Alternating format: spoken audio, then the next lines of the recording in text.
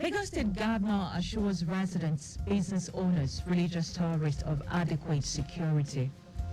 National Drug Law Enforcement Agency vows to go after assets of barons, traffickers. And on the foreign scene, South Africa swears in Cyril Ramaphosa for second term as president. And in sports, Nigeria Football Federation to inaugurate futsal beach soccer subcommittee. Now the news in details. I am Tini Dayo. Anthony. Governor Babajide Sanwo-Olu has assured Lagos residents, business owners and religious tourists of adequate security in the state. Governor Sanwo-Olu gave the assurance when he received the president of the Nigerian Baptist Convention, Reverend Israel Akanji, and his entourage at Lagos House, Ikeja. The governor, who confirms the kidnap and release of 3 Lebanese on the waterways on their way to Ikorodu, noted that the efforts to give them freedom is a signal that the state government will not condone any acts of criminality in the state. So we will deal with it. So we'll continue to make this place peaceful, we'll continue to make it attractive, we'll continue to make it home, we'll continue to ensure that, businesses thrive, they live and they work in a conducive environment. So we want to assure all of the international visitors that will be coming that the state government will support you.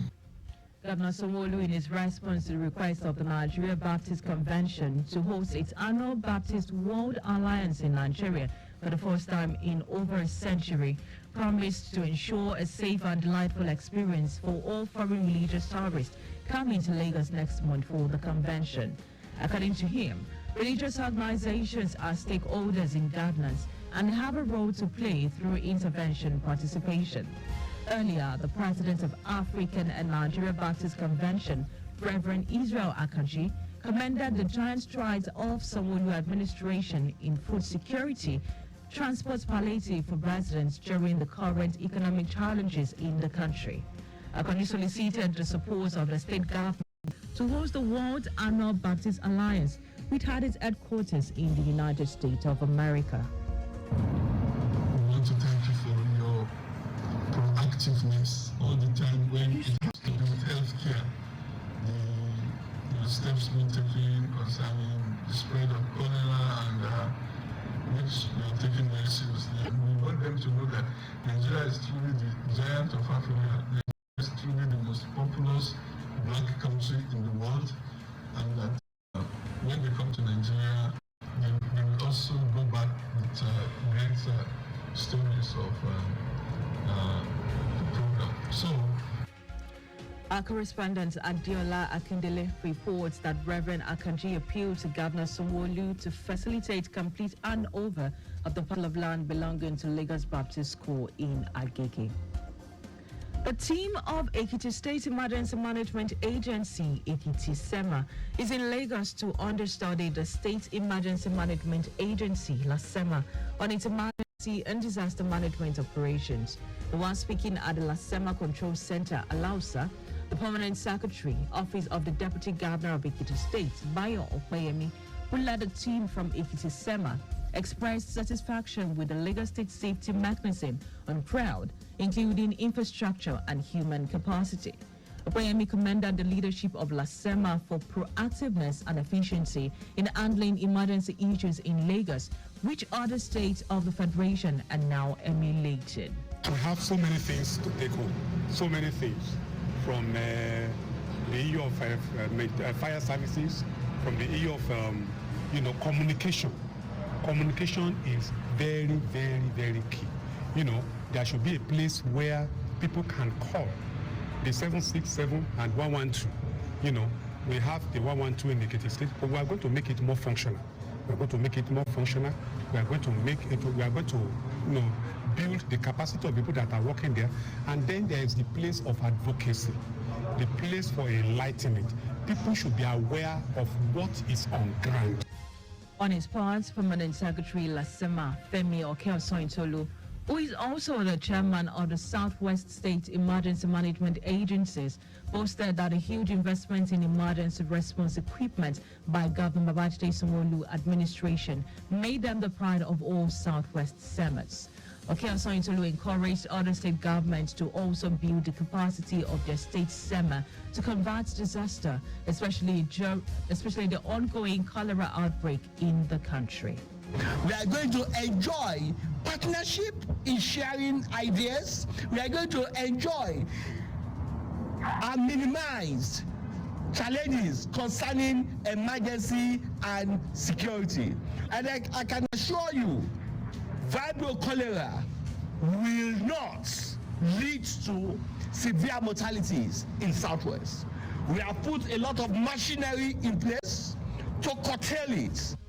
The Ekiti State SEMA team toured several emergency response facilities, including the Lagos Fire and Rescue Service, while some other states that had previously understudied LASEMA included Ogun, Yobe, Bauchi, Kaduna, Kano, among others.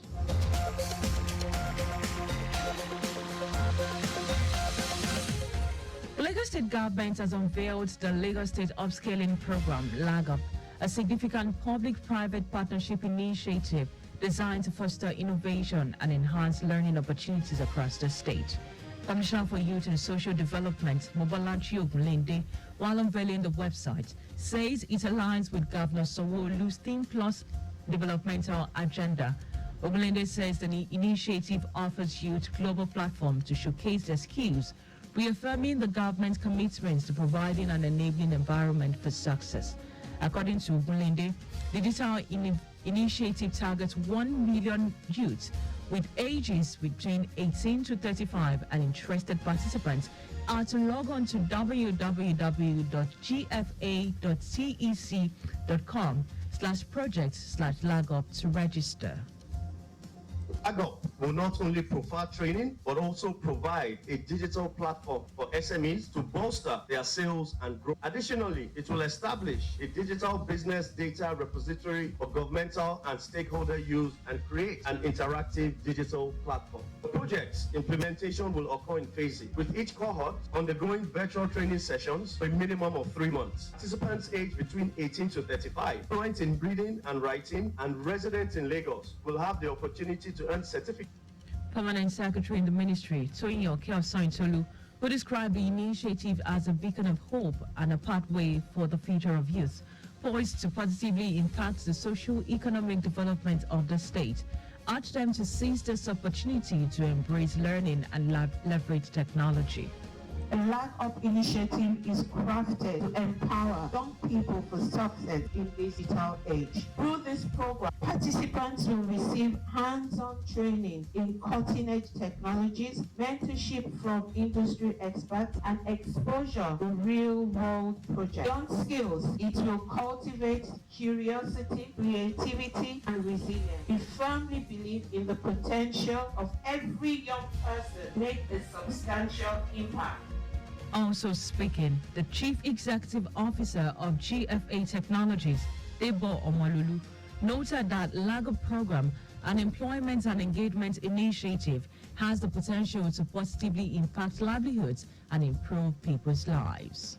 A LAGUP initiative is crafted to empower young people for success in this digital age. Through this program, participants will receive hands-on training in cutting-edge technologies, mentorship from industry experts, and exposure to real-world projects. Beyond skills, it will cultivate curiosity, creativity, and resilience. We firmly believe in the potential of every young person to make a substantial impact.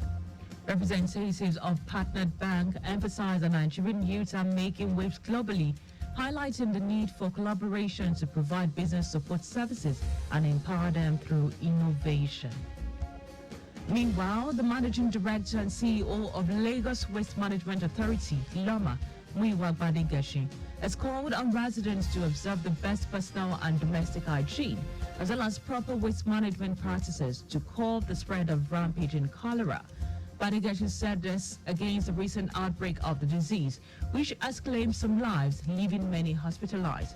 He said cholera is severe diarrhea illness caused by infection with the bacterium viral cholera, spread primarily through contaminated water and food, thriving rapidly in unsanitary conditions. Banagation admonished residents to shun indiscriminate refuse dumping and to imbibe the practice of bagging and disposing of their waste using covered bins to prevent the spread of disease by vector, and also to ensure seamless evacuation by assigned PSP operators.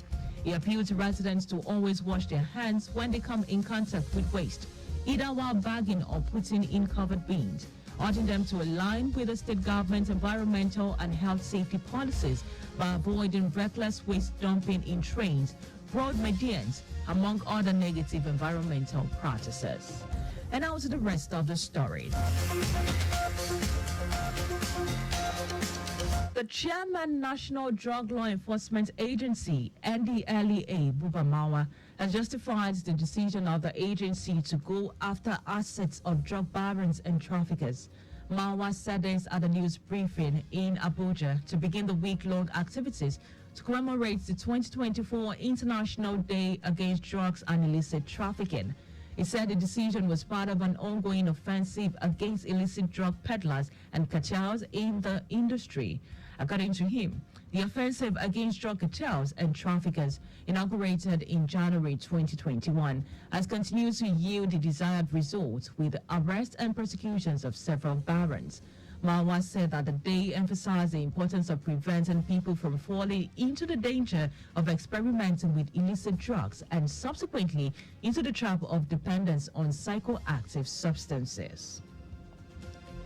The federal government of Nigeria is set to send the first citizen to space. Director General, National Space Research and Development Agency, Matthew Adepoju, who said this at a press conference in Abuja, noted that the federal government signed a memorandum of understanding with the agency and the Space Exploration and Research Agency. Adepoju noted that the collaboration, which is coming to the country, marks a significant milestone in Nigeria's 25th anniversary of space exploration journey and opens the opportunity for scientific research and technological advancement. And now to foreign news. South African President Cyril Ramaphosa has been sworn in for a second full term in office. Ramaphosa remains in office even though his party, the African National Congress, failed to secure a majority in parliament during the last month's election. He said South Africa will witness a new era. The ANC subsequently made a deal with its long-term rival Democratic Alliance and other parties to form a coalition government. Ramaphosa hailed the government during his inauguration speech, but also warned that unless it addressed deep inequalities, the country would become unstable. The ANC, which has governed since the end of the racist system of apartheid in 1994, lost its majority for the first time after the May 29 election produced no outright winner. And now to sports. President of Nigeria Football Federation, Ibrahim Gusau, will on Thursday inaugurate the Federation's Futsal and Beach Soccer Subcommittee.